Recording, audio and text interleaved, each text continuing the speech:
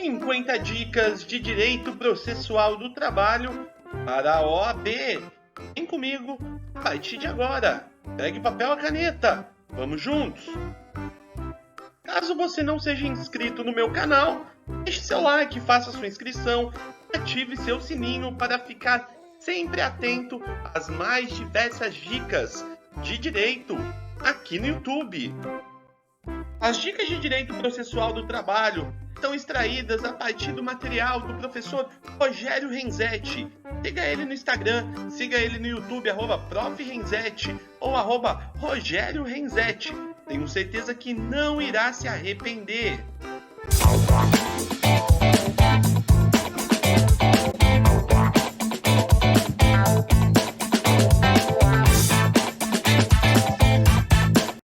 Dica número 1. Fontes. Direito processual do trabalho. A regulamentação vem estabelecida na CLT, bem como as leis esparsas. Pode ocorrer, no entanto, de a CLT e leis esparsas não versarem sobre determinados temas. Nessa hipótese, é necessário se socorrer da integração para que se assegure a completude do sistema. Aplica-se assim o processo comum, o CPC, desde que compatível com o processo do trabalho. Em outras palavras, o processo comum é fonte subsidiária no processo do trabalho, exigindo para sua aplicação dois requisitos cumulativos: omissão e compatibilidade. Dica número 2. Ius postulandi. No processo do trabalho, admite-se que o empregado e o empregador postulem em juízo pessoalmente, ou seja, sem a necessidade de advogado. É o que se denomina de ius postulandi das partes. Contudo, o Tribunal Superior do Trabalho não permite o ius postulandi em alguns casos, exigindo nessas hipóteses que a parte seja representada por advogado, como se verifica, por exemplo, na aplicação da súmula número 425 do TST, nos recursos de competência do TST, ação rescisória, ação cautelar, mandado de segurança. Nessas hipóteses, é obrigatória a participação do advogado. Dica 3. Tribunal Superior do Trabalho. O TST é um órgão de cúpula do Poder Judiciário Trabalhista, com jurisdição em todo o território nacional, sediado na capital do país, Brasília. Ele confere a palavra final em matéria trabalhista e infraconstitucional, tendo a função de uniformizar a interpretação da legislação trabalhista no âmbito de sua competência. Dica 4. Varas da Justiça do Trabalho. A lei criará varas da Justiça do Trabalho, podendo nas comarcas não abrangidas por sua jurisdição, atribuí-la aos juízes de direito, com recurso para o respectivo Tribunal Regional do Trabalho. Consigna-se que, uma vez criada a vara do trabalho, cessa a competência do juiz de direito quanto à matéria trabalhista. Nesse sentido, é a inteligência da súmula 10 do Superior Tribunal de Justiça. Instalada a Junta de Conciliação e Julgamento, cessa a competência do juiz de direito em matéria trabalhista, inclusive para a execução das sentenças por ele proferidas. Dica 5. Exceção de incompetência relativa. A exceção de incompetência relativa deverá ser apresentada em peça que sinalize a existência da exceção, ou seja, em peça autônoma, como impõe o artigo 800 da CLT. Não sendo alegada a incompetência, o juiz que era inicialmente incompetente passa a ser competente para a causa, ocorrendo o fenômeno denominado de prorrogação de competência. Com a sucessão trabalhista, a empresa sucessora passa a responder pelas obrigações presentes, futuras e passadas, decorrentes do contrato de trabalho que lhe foram transferidos. O passivo trabalhista, na sua integralidade, é transferido ao novo empregador. 3. Justiça gratuita. É facultada aos juízes, órgãos julgadores e presidentes dos tribunais do trabalho, de qualquer instância, conceder, a requerimento ou de ofício, o benefício da justiça gratuita, inclusive quanto aos translados instrumentos, aqueles que perceberem salário igual ou inferior a 40% do limite máximo dos benefícios do regime geral da Previdência Social. 7. Reclamada vencida. A responsabilidade pelo pagamento de custas da parte vencida no processo, conforme artigo 789, parágrafo 1º da CLT. E mais, se o reclamante ganhar pelo menos um pedido, a reclamada é vencida. Sabendo disto, na fase de conhecimento, as custas são sempre no percentual de 2%, havendo uma variação apenas na base de cálculo. Sobre o valor do acordo ou da condenação, sobre o valor da causa, se houver extinção do processo sem resolução de mérito, ou se a ação foi improcedente, bem como nas ações declaratórias ou constitutivas, sobre o que o juiz fixar, caso o valor seja indeterminado. Dica 8. Testemunhas. As testemunhas são importantes para o andamento processual em todas as áreas. Na trabalhista, não é diferente, mas o número varia de acordo com a situação. Rito ordinário, temos 3 testemunhas. Rito sumário, até 2 salários mínimos. E 3 testemunhas. Rito sumaríssimo, 2 testemunhas. E inquérito para apuração de falta grave, 6 testemunhas. Mas atenção para a dica de ouro: não torna suspeita a testemunha o simples fato de estar litigando ou de ter litigado contra o mesmo empregador. Dica 9. Suspeição do juiz. O juiz presidente é obrigado a dar-se por suspeito e por ser recusado por algum dos seguintes motivos em relação à pessoa do litigante, tais como inimizade pessoal, amizade íntima, parentesco por consanguinidade ou afinidade até o 3º grau civil e interesse particular na causa. Dica 10. Procedimento sumário. Também é chamado de dissídio de alçada, normatizado pela Lei 5.584 de 1970 e possui como intuito maior, básico, dar maior celeridade às causas trabalhistas, que têm o valor da causa de até 2 salários mínimos. Dica 11. Procedimento sumaríssimo. Foi introduzido no processo trabalhista pela Lei 9.957 de 2000, que acrescentou à CLT os artigos 852-A a 852-I. Sendo assim, as ações de até 40 salários mínimos devem seguir o rito sumaríssimo, conforme normatizado no artigo 852-A da CLT, exceto os entes de direito público, como União, Estados, municípios, autarquias e fundações de direito, que estão excluídos do procedimento. Dica 12. Procedimento ordinário. Normatizado no artigo 840 da CLT e é usado quando o valor da causa estiver acima de 40 salários mínimos vigente na data do ajuizamento, é o rito mais utilizado no processo do trabalho, já que permite um maior conhecimento do caso e é usado para situações de maior complexidade. Diferente do que ocorre no rito sumaríssimo, a administração pública direta, a União, os estados e municípios, as fundações e as autarquias podem ser demandadas no rito ordinário. Número 13. Audiência. A audiência no procedimento ordinário trabalhista passou a ser dividida em 3 partes. A audiência inaugural ou de conciliação, aonde as partes devem comparecer acompanhadas ou não dos seus representantes, entre eles o advogado. Audiência de instrução ou em prosseguimento. Também devem comparecer as partes sob pena de confissão, quanto à matéria de fato, onde prestarão depoimentos.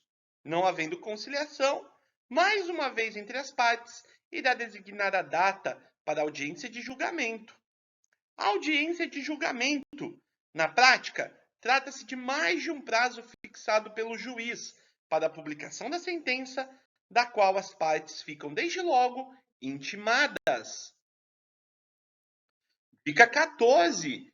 Comunicação dos atos processuais. Sobre a comunicação dos atos processuais, o artigo 841 da CLT prevê prazos importantes. Vejamos: 48 horas para a expedição da notificação, 48 horas para recebimento da notificação, súmula 16 do TST, e 5 dias de antecedência para a audiência, contados do recebimento. 15. Proposta de conciliação. Nos processos que seguem os procedimentos ordinários e sumário, há duas oportunidades em que o juiz deverá propor a conciliação.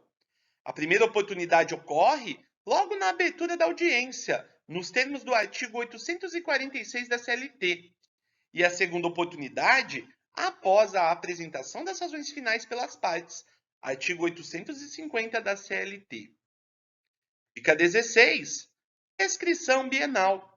Na prescrição bienal, temos uma situação em que ocorre tal prescrição 2 anos depois do término do contrato de trabalho, dando assim um prazo temporal para que se busque os direitos trabalhistas. Em outras palavras, havendo a extinção do contrato de trabalho, dá-se o prazo de 2 anos para que a pessoa ajuize uma ação trabalhista. Por exemplo, a Caroline tem seu contrato de trabalho extinto em novembro de 2015. Logo, ela deverá propor ação trabalhista até novembro de 2017. Caso não o faça, teremos a prescrição total, ou seja, nada mais poderá ser buscado na Justiça Trabalhista. Dica 17. Prescrição quinquenal. Ocorre a prescrição quinquenal a partir do momento em que a pessoa só poderá buscar retroativamente 5 anos, ou seja, ela somente poderá buscar parcelas, verbas anteriores a 5 anos, contados a partir do momento do ajuizamento da ação.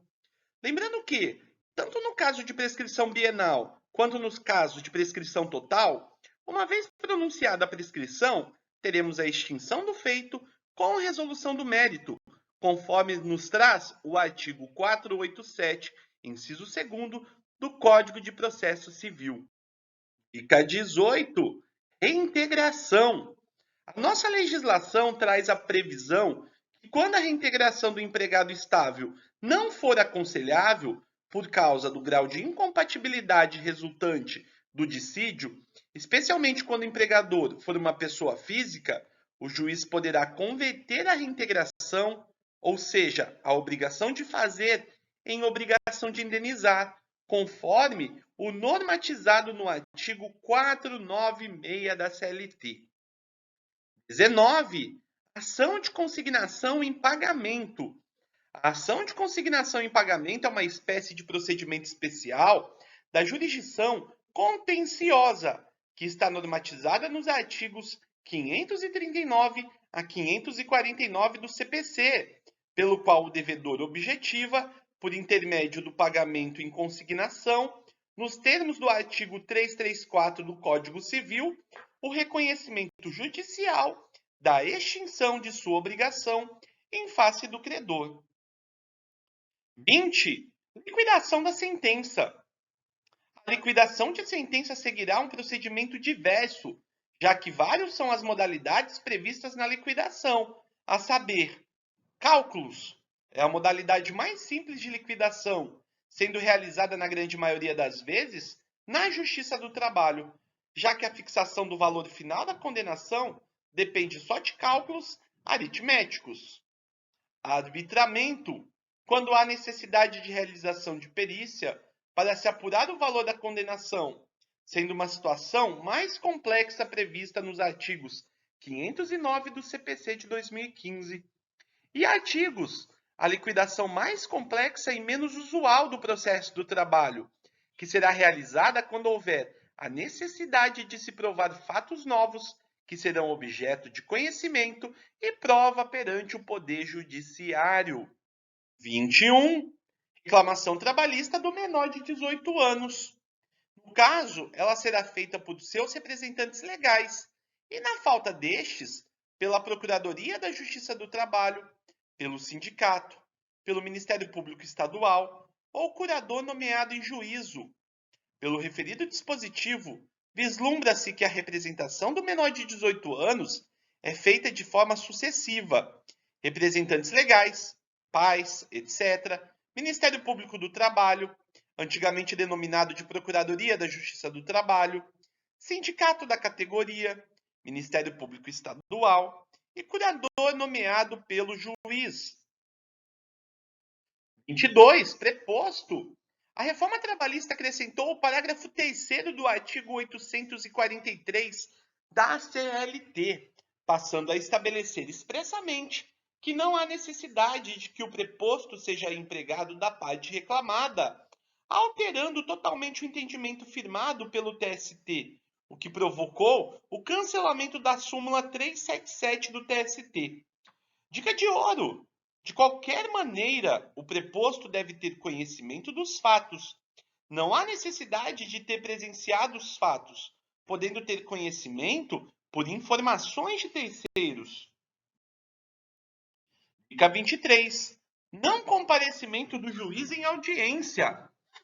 Se, até 15 minutos após a hora marcada, o juiz não houver comparecido à audiência, os presentes poderão se retirar, devendo o ocorrido constar no livro de registros de audiência.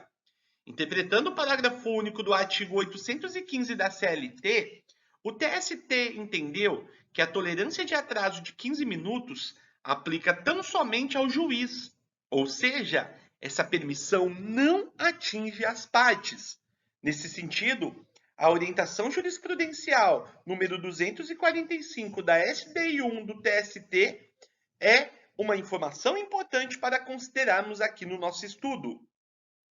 Dica 24. Arquivamento.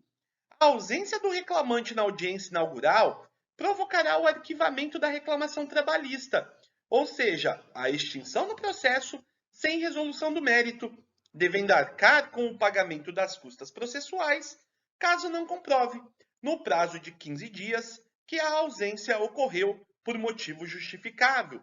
Artigo 844, caput e parágrafo 2º da CLT. Ademais, este artigo 844, parágrafo 3º, descreve que o referido pagamento é condição para a propositura de nova demanda. Dica 25. Ausência do reclamado. Da mesma forma que o reclamante, o reclamado também deverá comparecer pessoalmente na audiência ou ser substituído por preposto ou gerente. No entanto, a ausência do reclamado na audiência inaugural acarreta revelia e seus efeitos, especialmente a confissão ficta, como declina o artigo 844 da CLT. Dica de ouro! É interessante observar que, ao provocar a revelia, os fatos tornam-se incontroversos, de modo que haverá aplicação da multa do artigo 467 da CLT. 26. Defesa.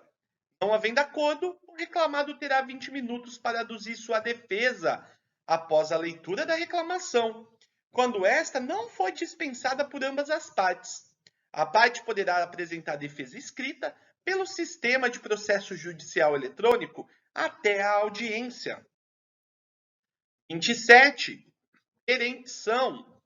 Direito processual do trabalho, a modalidade definitiva de perempção não se aplica, sendo possível apenas a perda temporária do direito de ação. A perempção trabalhista é prevista para aqueles que, tendo apresentado ao distribuidor reclamação verbal, não se apresentar no prazo de 5 dias. A vara ou juízo, para fazê-lo tomar por termo, incorrerá na pena de perda pelo prazo, na mesma pena que incorrerá o reclamante, que por 2 vezes seguidas der causa ao arquivamento de que trata o artigo 844. Essa pena é de 6 meses do direito de reclamar perante a Justiça do Trabalho. Prova de fato constitutivo. Dica 28. O artigo 818 da CLT, a partir da reforma trabalhista, adotou a mesma disciplina do artigo 373 do CPC, de modo que incumbe ao reclamante provar os fatos constitutivos e ao reclamado os fatos extintivos, modificativos e impeditivos do direito do reclamante. 29. Ônus da prova. O artigo 818, parágrafo 1º da CLT, nos mesmos moldes do preconizado pelo artigo 373, parágrafo 1º do CPC, estabelece que o juiz poderá atribuir o ônus da prova de modo diverso, desde que o faça por decisão fundamentada, em hipóteses como, nos casos previstos em lei, ou diante de peculiaridades das causas relacionadas. Dica 30. Notificação. Conforme se desprende da súmula número 16 do TST, presume-se recebida a notificação 48 horas depois de sua postagem. O seu não recebimento ou a entrega após o decurso deste prazo constitui ônus de prova do destinatário. Desse modo, é ônus do destinatário demonstrar o não recebimento ou entrega após o decurso do prazo de 48 horas. 31. Autenticidade do documento. A CLT permite que o advogado apresente cópia simples, declarando a autenticidade do documento sob sua responsabilidade pessoal. Nessa hipótese, apenas se impugnada sua autenticidade é que será necessária a apresentação do documento original ou autenticado. 32. Decisões interlocutórias. No processo trabalhista, vige o princípio da irrecorribilidade imediata das decisões interlocutórias, conforme se desprende do artigo 893, parágrafo 1º da CLT. Dessa forma, como regra, tais decisões não serão recorríveis imediatamente, mas tão somente no momento da impugnação da sentença que resolve ou não o mérito e põe fim à fase cognitiva ou à execução. 33. Princípio da congruência. O princípio da congruência, também chamado de princípio da correlação e adstrição, significa que o juiz somente poderá emitir provimento jurisdicional sobre o que foi pleiteado, ou seja, a decisão deve se limitar ao que foi proposto. Deste modo, o magistrado não pode proferir sentença além, fora ou aquém do pedido ou da causa de pedir. Artigos 141 e 492 do Código de Processo Civil, pois senão caracterizará o julgamento como extra petita, quando a decisão julgar fora dos limites postulados, impedindo que o julgador invente causa de pedir ou pedido não pleiteado. O mesmo vício ocorrerá quando julgar sujeitos que não participaram do processo. Ultra petita, quando houver julgamento além do pedido. Tal vício está ligado a quantias indicadas pelo autor, ou seja, o juiz analisa a tutela jurisdicional pretendida, mas concede quantia maior do que foi postulada. E citra petita, na hipótese de decisão julgar aquém do pedido, ou seja, deixar de julgar algum pedido. 34. Rito sumaríssimo. Neste rito, o autor deverá indicar o correto endereço do reclamado, sendo vedada a citação por edital na fase de conhecimento. As partes e advogados comunicarão ao juízo a mudança de endereço ocorridas no curso do processo, reputando-se eficazes as intimações enviadas ao local anteriormente indicado na ausência de comunicação. 35. Recurso ordinário. As reclamações sujeitas ao procedimento sumaríssimo, o recurso ordinário é cabível no prazo de 8 dias de decisões definitivas ou terminativas das varas e juízos e das decisões definitivas ou terminativas dos tribunais regionais, em processo de sua competência originária, desde que dissídios individuais. Tem incidência, portanto, nos mesmos casos que o rito ordinário, exceto nas hipóteses de dissídio coletivo que não se submetem a este procedimento. Contudo, o processamento do recurso ordinário é diferenciado, tendo as seguintes diretrizes. Será imediatamente distribuído, uma vez recebido no tribunal, devendo o relator liberá-lo no prazo máximo de 10 dias, e a secretaria do tribunal ou turma, colocando imediatamente em pauta para julgamento. sem revisor. Terá parecer oral do representante do MP, do Ministério Público, presente à sessão de julgamento, se este entender necessário o parecer, com registro em certidão. Terá acórdão consistente unicamente na certidão de julgamento, com indicação suficiente do processo e as partes dispositivas e das razões de decidido voto prevalente. Se a sentença for confirmada pelos próprios fundamentos, a certidão de julgamento registrado trará tal circunstância e servirá de acórdão. Artigo 895, parágrafo 1º da nossa CLT. 36. Recurso de revista. As causas sujeitas aos procedimentos sumaríssimo, somente será admitido o recurso de revista por contrariedade à súmula de jurisprudência uniforme do TST ou súmula vinculante do STF e violação direta da Constituição da República. Artigo 896, parágrafo 9º da CLT. 37. Prazos recursais. No processo do trabalho existe uniformidade nos prazos recursais, devendo ser interpostos, como regra, no prazo de 8 dias úteis, salvo a Fazenda Pública, Ministério Público do Trabalho e Defensoria Pública, que terão um prazo em dobro, ou seja, 16 dias. Cabe destacar que todos os prazos recursais devem ser contados em dias úteis, nos termos do artigo 775 da CLT. Excepcionalmente, os recursos nas searas trabalhistas têm outros prazos, como embargos de declaração, 5 dias, pedido de revisão, 48 horas e recurso extraordinário, 15 dias. Dica 38, ausência de preparo. A ausência de preparo, ou seja, do pagamento das custas e do recolhimento do depósito recursal, gera a deserção do recurso. Portanto, quando se diz que o recurso é deserto, está se referindo a estes pressupostos recursais. Dica de ouro: não ocorre deserção de recurso da massa falida por falta de pagamento de custas ou de depósito do valor da condenação. Esse privilégio, todavia, não se aplica a empresas em liquidação extrajudicial. Súmula número 86 do TST. 39. Depósito recursal. O depósito recursal deve ser recolhido e comprovado no prazo alusivo ao recurso, de modo que a interposição antecipada do recurso não prejudica a dilação legal. Súmula número 245 do TST. Assim, se, por exemplo, a parte recorrida no segundo dia poderá comprovar o depósito recursal até o 8º dia. A regra não se aplica na hipótese de depósito recursal em agravo de instrumento, uma vez que a regra própria, descrita no artigo 899, parágrafo 7º da CLT, determinando seu recolhimento no ato da interposição do recurso.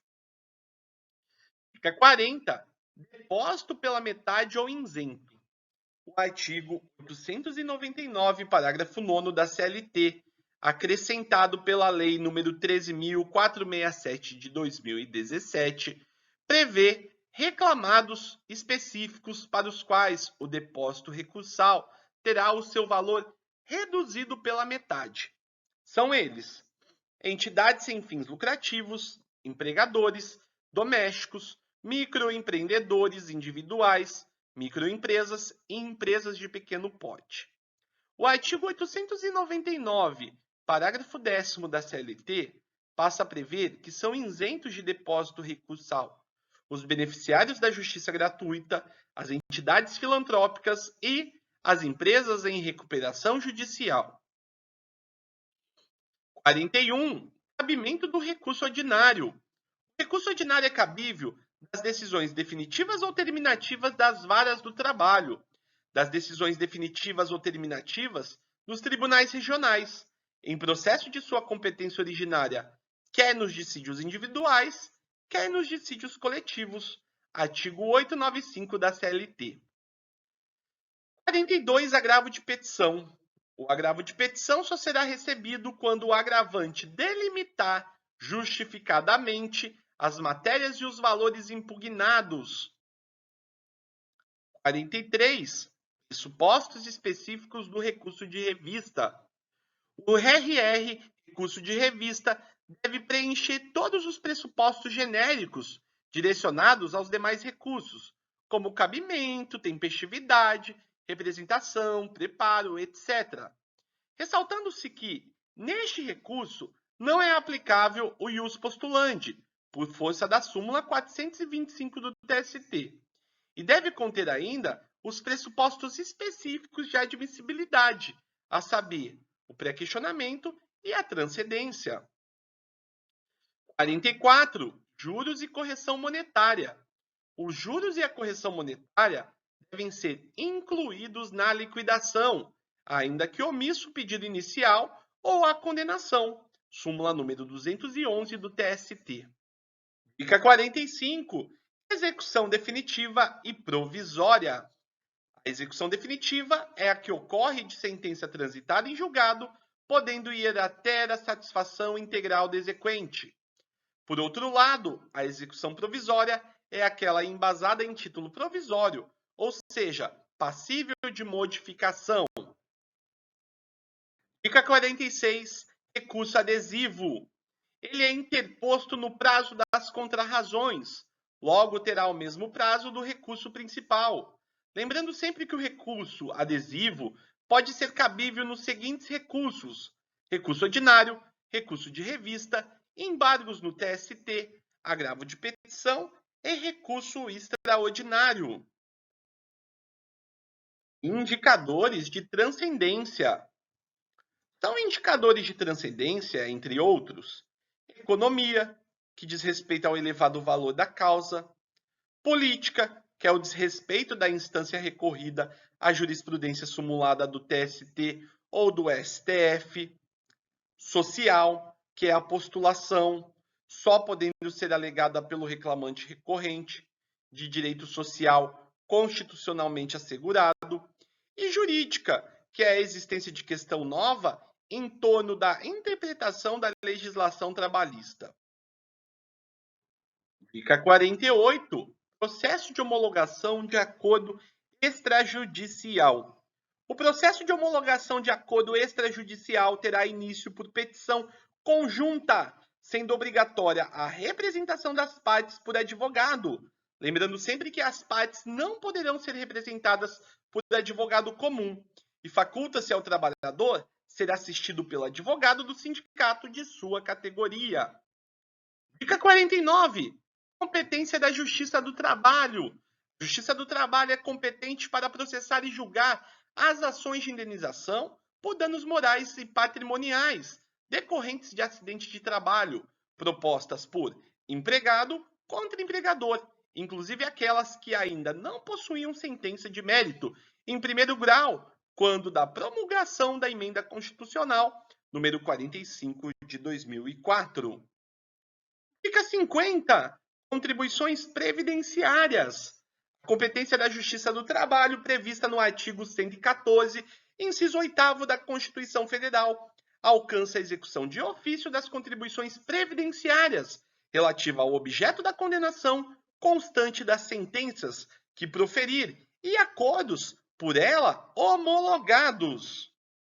Gostou, meu amigo, dessas dicas? Se inscreva nesse canal, deixe seu comentário, mande para um amigo. Toda quarta-feira temos 50 dicas novas para a prova da OAB. Espero que você tenha gostado. Mande esse canal para todos os seus amigos. Será um prazer imenso tê-lo aqui. Muito obrigado pela sua participação e até o próximo vídeo. Tchau!